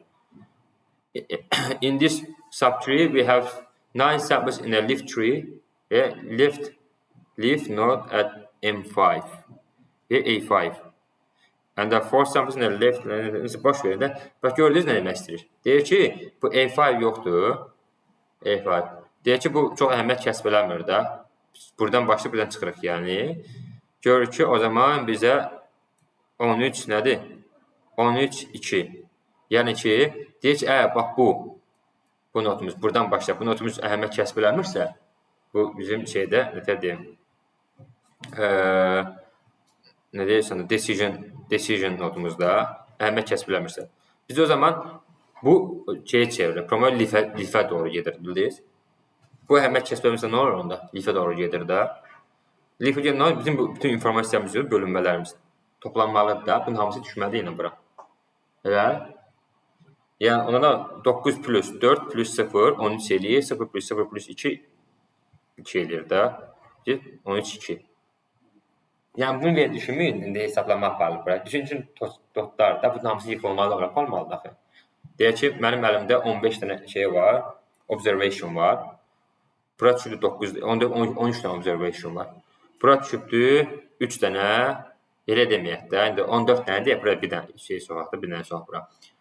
9-u bura düşüb, 4-ü bura düşüb, 1 də bura düşübdür. Bilirsiniz? Əgər biz bu hamısı birdən-birə bölünmələr olmayıbsa, bu mənim buradan gələn, həm bu hissəyə düşən şey olsaydı, leaf olsaydı, bu 15 tanesi burada, 14 tanesi burada olmalıydı. Biz bunu belə götürün. Çox da sadə deyərsin, çox da etməyə ehtiyac yoxdur. Eyni zamanda burada bölünmə baş veribdir, yəni stabil qalıbdır. Okay? Trip running budur. Çox qısaca və aydındır məncə. Yəni siz gəlin deyir. Bax, görürsünüz nə deyir? The prime algorithm starts at the leaf node in a decision tree, following recursively upward. It determines the significance of each subtree. In the above tree, assume that the subtree at the decision node, but decision node deyir. Görürsünüz, decision node budur. Decision node A5 is insignificant. Yəni bu əhəmiyyət kəsb eləmir də, bu önəmli deyil. Bilirsiniz? Deyir ki, then the subtree can be replaced by the leaf node. Yəni bu subtree leaf node-la, bundan cəmi ilə yer dəyişə bilər də, yəni əvəz oluna bilər. Amma buna toxun, bu hissə toxunmayıbdır. Bilirsiniz? In this subtree, we have 9 samples in a leaf node. We have 9 samples in a leaf node. 4 samples in a left, yəni ki, şeydir, in a left leaf node. Bax, left tərəfdə, bu tərəfində. And deyir ki, 4 samples in the left side of A2 that belongs to class 0.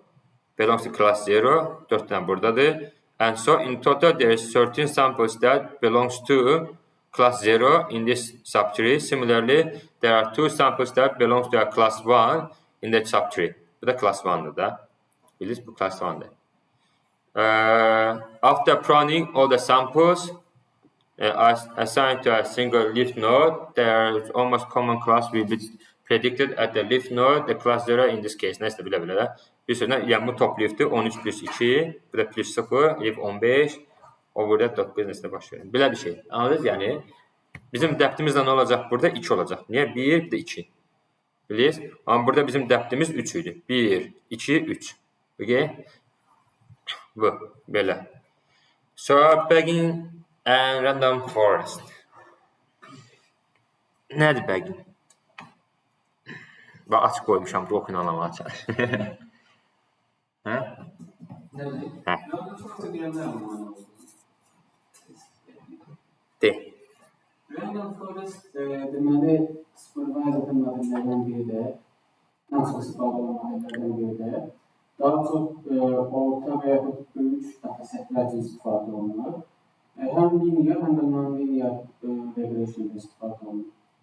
Şeydə, hatta desən, classification istifadə olunur. Yes, olmalı söylüyor. Neyse, düzdür məndə. Gəlin bir də bagging nə oldu? Bax, bagging and boosting vardı. 2 formatı vardı ümumiyyətlə bunları tree-based modellərində. Bagging modeli, before moving into bagging concept, let's define some key concepts demişik belə. Ensemble method nə idi? Ensemble method have multiple models trained in a different subset of the set, and the output of the solution are somehow agreed. Nə deməklə? Ensemble nədir? Ensemble together. Bir yöntəmə toplanma deməkdir. Yəni, biz datamızı hissələrə bölüb, bax deyincə, biz populationımız var bizim, population datamız ümumi. Onu hissələrə bölərəkdən, o hissələri train edirik, hissələrə görə train edirik və train aldığımız cavabları onu aggregate edirik. Bu aggregation 2 format olur. Ya bagging formatı olur, ya boosting olaraq da bölünür. İndi gəlmişik bagging nə olduğunu demişik. Bagging is combination of bootstrapping, bax bu hissələrə bölmə bootstrapping deyirlər və aggregation. Konsept budur onsuz ki, nədir? Bagging nə qarır? Bu model nə qarır birinci? Biz datamızı bootstrap deyir, hissələrə böldürürük. Bootstrap odur. Parçalar, datamızı parçalar. Bilin? Sonra da o parçaların cavablarının aggregate olmasına deyirlər, toplanmasına deyirlər. Bilirsiniz? So, buna deyirlər, in this previous week, we learned that the subject is statistically procedure that resembles of a single dataset to create many simulated samples. Dediğim şeydir. Bilirsiniz? Yani bootstrapping, bak, we learned that the bootstrapping is a statistical procedure that resembles a single dataset to create many simulated samples. Bak, boosting neyir? Boosting hissələrə bölüb götürür. Bu da əlində olan heç datamdır. Onun üçün yenidən şeylər düzəldir hətta. Özündən bir şey oxşar amma fake datalar düzəldib, onu da əlavə edib qoyur üzərinə əlavə ki, bilin. Ona görə də bax, bagging deyirlər buna. So aggregation is a process of combining the results of all the algorithms to get the final result. Biz ona o toplanan nəticələri toplamaq bir araya gətirmək. Bəzən ola bilər ortalamasını götürürsən, bəzən ola bilər ki, regressionda nə idi? Ortalamasını götürürdük. Classification nə edirdik? Voting edirdik də. Ən çox tutulanı götürürdük yəni. Bagging classifier is an ensemble method that trains a base model on each random subset of original dataset. Bagging classifier is an example method that trains a base model on each random subset. Hər bir random subset train edir bir sözlə. Those subsets are made using bootstraps and the classifier then aggregate the individual predictions either by the avoiding for classification and the averaging for the regression in the form of final prediction demişik. Yəni orijinal datamız budur. Bax görürsüz 3 dənə bootstrap elədi, 3 dənə sample böldü. Sonra hər bir üçü bax model qurduq, bilirsiniz model, yeni model oldu. Sonra 3 dənə prediction'ımız oldu axı. Sonra da artıq bunda final prediction üçün də dəyərləndirmə edirik. Okay? Və ən başda şey budur ki, biz bootstrapping eləyəndə biz necə elədik bootstrapping'i? Necə elədik ki, nə zarar alırdıq? Kopya eləyəndə hamısı eyni şansı olurdu. Yəni ki, bu bootstrap A-də olsun bir dənə feature, bir dənə value'miz var ki, o ikisi də ola bilər. Eyni, bax, 1-nə 2, hamısı eyni bir dənə fərqlilik ola bilər. Eyni ola bilər. Eyni qədər şey var. Yəni ki, seçdik, deyəm, əlimdə 3 dənə bundan var da, elə, seçdim ikisini, qatab qoydum, yəni bu seçən opsi içinə götürə bilər. Eyni ola bilər, yəni ikisindən bildiniz, belə bir şey. So random forest nə arıyor? The random forest is a type of bagging algorithm where the base models are decision trees and algorithm uses only a subset of randomly picked independent variables. Bax, decision tree, görürsünüz nə? Deyir ki, eyni şeydir bagging, decision tree bagging algoritmidir. Our decision-də algorithm uses only a subset of randomly picked independent variables. Bax, randomly picked independent variables. Yəni, featurelər randomly seçir. Bilirsiniz? For each node, branching possibilities, unlike the bagging where all the features are considered for the splitting a node. Nə deməkdir? Yəni ki, bu feature by feature seçir. Yəni 15 dənə feature götürüb dəyərləndirir, sonra 3 dənə feature götürüb dəyərləndirir falan belə-belə. Bilirsiniz? Yəni, məncə bunu data olaraq ən simple şeylərdən biridir. Sonra bootstrap'dir. Samples are taken from the original trained data. Bootstrapping, samples are taken from the original trained data. Məntiqlidir. And on each bootstrapping trained dataset, decision trees is built by considering only a subset of features at each split. Subset of features. Bax, dediniz, deyək ki, bizim datasetimizdə 15 dənə independent feature'ımız var. Biz cəmi 3 götürürük və 5 götürürük. Dediniz, random 5'ini seçirik. Ona qoyuruq, o feature'lar üzərini train edirik. Sonra başqa 5'ini falan seçirik falan belə-belə. Deyək ki, yəni, onu randomize hər feature deyək ki, birinci feature, 5-ci feature, 15-ci feature, 14-ci feature falan götürə bilir də belə də. Ondan sonra the results from all the decision trees are combined together and the final prediction is made using voiding or averaging demişik belə. Yəni ki, bu deyək ki, bizim deyək, bizim 15 dənə feature bir datasetdə biz 5-5'li subsetə seçdik, 5 feature istifadə edərək, random feature istifadə edərək. Deyək ki, bizim combine subtree sayımız olsun 10 dənə. Bilir? Yəni deyək ki, oradan əslində içərisindən çıxa bilər də, biz istəmirik, biz 10 dənə dəyərləndirə bilirik. Çünki düşün ki, 500 dənəlik olsa, sən subtilin sayını balaca qoysan, onda yəni model düşünün ki, nə model qurmalıdır? 80 min model quracaq. Bildin, hələsi üçün train, sonra combine ilə falan, yəni ona bildiyim babat bir şeylər, super kompüterlərin işləyə bilsin yəni. Bir də ki, tree-based model var ya, bax bu, necə random forest məşhurdur. Çox ağır modeldir, əslində qalsa. Çox böyük modeldir. Amma o qədər xırda hissələr bölür ki, fast modeldir. Siləmir, yəni çox da vaxt almır yəni. Və ya düşünmə ki, bəzən ola bilir ki, yəni 20 milyon bir datanı 3 dəqiqə verə bilər, 2 dəqiqə verə bilər. O qədər yəni. Görürsünüz, bax bunun kimi. Bax, training set demişik, onu bölmüşük şeylərə, subsetlərə, sonra hamısının decision'u var, ondan sonra da averaging eləmişik, ortamızı prediction çalmışıq. Sonra da bir də test datamızda yoxlaya bilərik falan belə. Bilirsiniz? Sonra classification'da nə eləmişik? Yəni decision'lardır, sonra voting eləmişik, sonra prediction çıxdı. Ən çox tapdığımız. Deyək ki, birincidə tapmışıq deyək ki, A, B, misal üçün 15 dənə A var, ən çox A üstünü o zaman A-nı dəyərləndirdik belə. Sonra K nearest neighbors. K nearest neighbor. Bunun haqqında baxın danışdıq da biz. Sən dedin, hə? Hə?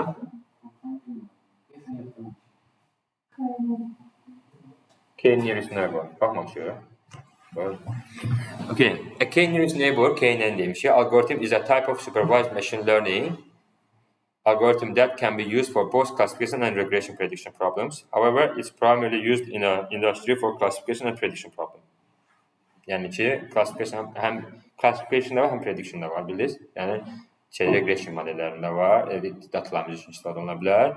K-nen is well defined by two properties listed below yazmışıq. K-nen is a lazy learning algorithm because it does not have a specialized training phase. Used all the data for training while classifying the data. Nə deməkdir bu? Yəni, bu da tree-based modeldir. Bütün datanı götürür. Bütün hissələrə bölünmür də çətinləşir. Biri var, sən əlində işin olsun, çox işin var, onu hissə-hissə işləyərsən. Bir də o hamısını birdən işləməyə çalışsın. Götürə bilmərsən. Onlar prospekt deyil də, biraz çətindir, yəni biraz böyük şeydir. Amma baxır da, bu məsələn üçün bəzən classification problemləri üçün bəzən çox daha yaxşı nəticə göstərə bilir. Kiçik datalarda... Ya, orta datalarda falan yaxşılar, daha tez ola bilir yəni. Kiçik data olsun, həqiqətən, nə qədər bölünmə eləyə bilərsən, şey kimi də, deyirsən, random forest kimi. Bildiniz? Random forest kimi eləməsən. Random forest məsələn, sənin 80 dənə, 90 dənə şeyin var. Entry'in var. Bir 20 dənə də şeyim. Düzdür, nə qədər yaxşı, o da yaxşı olas deyil də nəticə hər zaman. Ya deyək ki, 2 dənə, 3 dənə feature'un var. 3 dənə feature görün, sən random forest qura bilmərsən. Mənasızdır. Deyək, sənin entry sayın çoxdur. 80 milyondur. Amma 3 dənə feature'in var etəcək. Bilir? O zaman yəni tree-based model quranda mənasızdır. Yəni K-nearest-dən bura geçsin də, yəni belə deyək, daha yaxşı nəticə verəcək. Həm daha fast olacaq, daha yaxşı. Hə, ikisi də eyni formada. Amma burada parametrik bütün datanı nəzərə alır. Yəni K-nen is a non-parametric learning algorithm because it makes no assumption about the underlying data. Yəni ki, bunun linear olmamasıdır, non-linear falan baxmır. Ona görə non-parametrik deyirlər. Yəni, bəzi modellər var ki, linear olmasını istəyir, yəni non-linear olmasını istəyir, yəni non-linear linearə çevirməyini istəyir. Baxın, var ya əlimizdə. Non-linear linearə çevirdik, ondan sonra biz davam edirik də belə. Yadınıza gəlir, bax bu. Deyəm, buna bax. Buna bax, deyə bu. Non-linear linearə çevirdik. Gördünüz burada. Ha? SVM-də. SVM-də linear çevirmək lazımdır hər zaman. Linear based modeldən görə. Amma burada ona baxmır. Bildiniz? Non-linear da ola bilər. Why do we require a K-nen algorithm deyir? Assume there are two categories A and B and we have a new data point x1. New, bir dənə xeylə bir data başqa bir data. To determine which of those categories this data point belongs to, the K-nen algorithm is required to solve this type of problems. Bilirsiniz? Nağarı trend datamızda biz trend datamızı iki hissəyə böldük, iki dənə kateqoriyaya böldük. Bizim modelimiz boyunca trend oldu. Adı ya B-dir. Biz yeni test datamız girəndə öz avtomatik olaraq har atacağını bağlıdır. Bilirsiniz? Bunun için atsa A olacaq, o için atsa B olacaq kimisindən. As shown in the diagram below, we can easily identify the category and the class of the particular dataset using K-nin.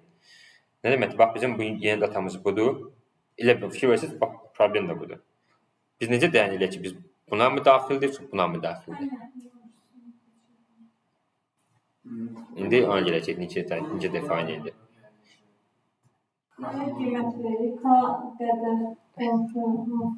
Gələcəyini deyəm. How does the K-nin algorithm function?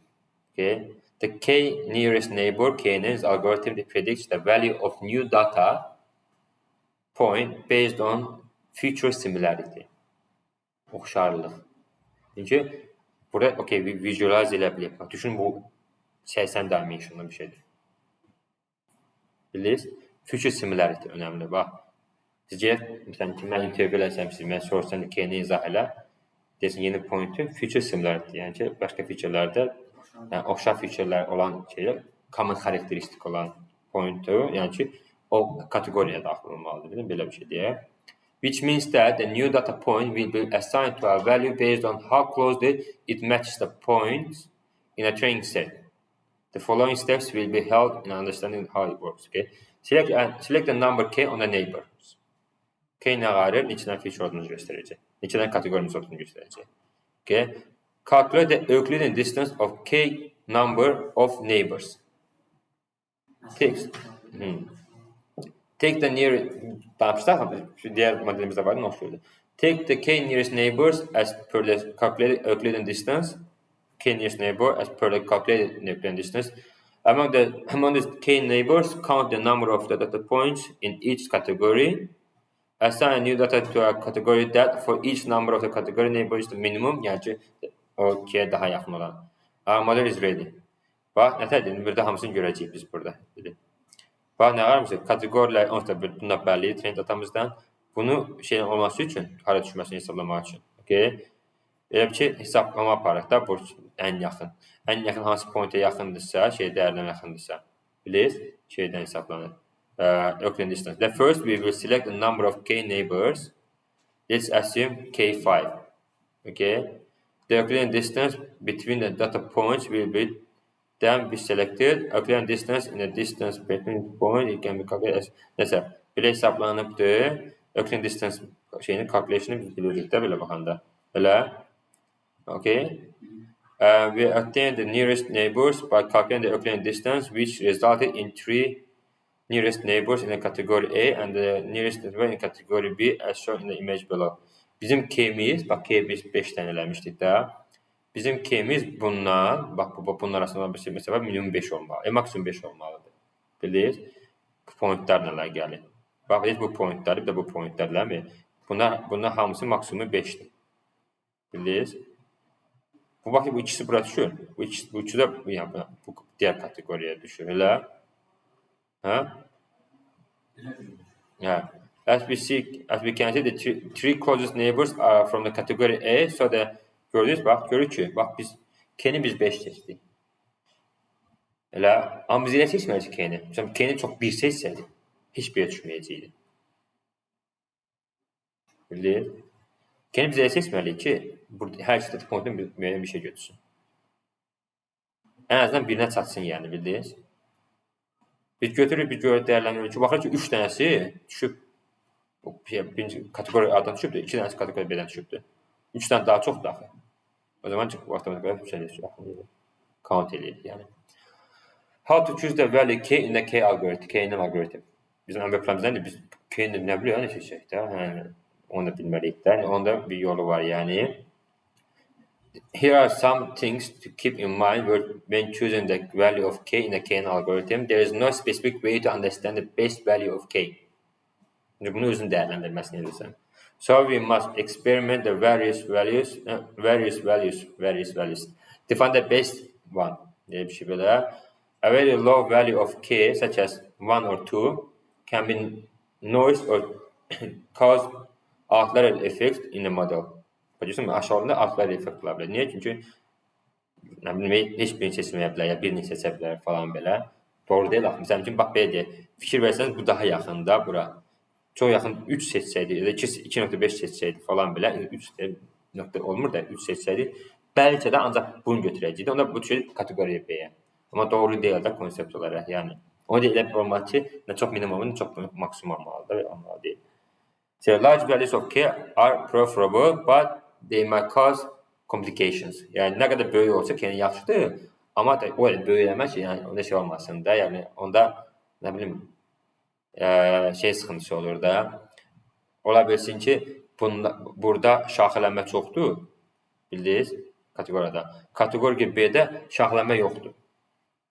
Amma bu əslində kateqoriya E-yə düşməlidir. Bir də bunu düşünün. Bunu bilirik, yox bilirik. Onu çox da şaxələndir. Bu amma bura yaxındır.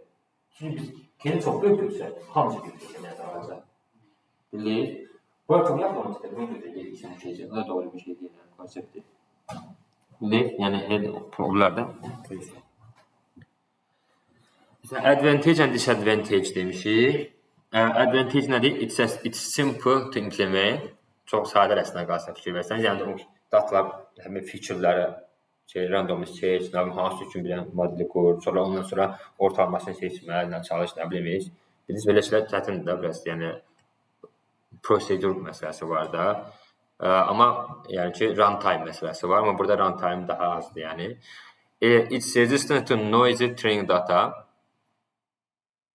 Bəzən noise ola bilər datamızda.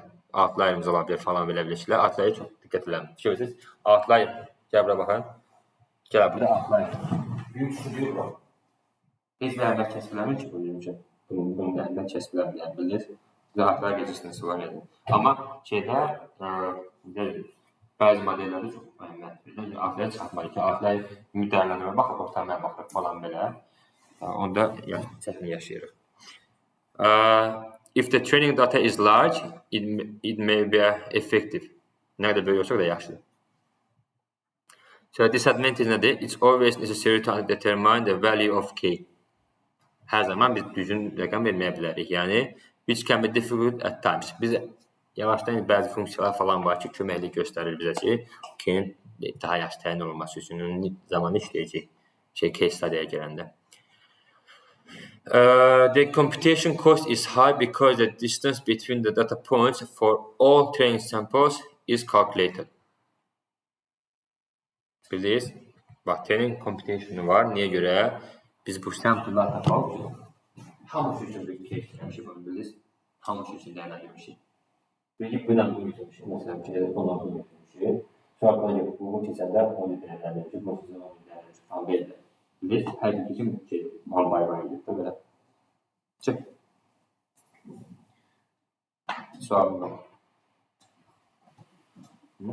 Sadə dillə başlayalım çalışqa. Çıxabilirim. Buyur.